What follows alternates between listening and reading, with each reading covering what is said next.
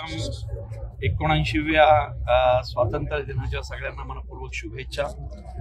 मालेगावमध्ये येण्याची माझी पहिलीच वेळ आहे, त्यामुळे मी शिवाजीराव डोळे सरांचे आभार मानतो की त्यांनी मला मालेगावमध्ये येण्याची या निमित्तानं संधी दिली।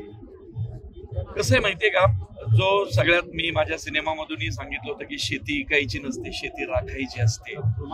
तर आधीचे जवान आणि आताचे किसान अशा दोन महत्वाच्या भूमिका शिवाजीराव पार पाडतायत।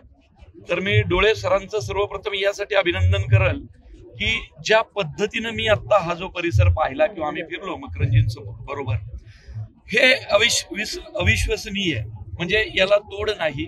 एवढ्या मोठ्या प्रमाणात मला आता जेव्हा मकरंजींनी इथे येताना सांगितलं की प्रवीण तुला माहितीये का या जमिनीची कशी डेव्हलपमेंट झाली, किती साप होते, किती पडीक जमीन होती आणि आज तिथे ही एवढी शेती दिसतेय, त्यासाठी त्यांचं अभिनंदन।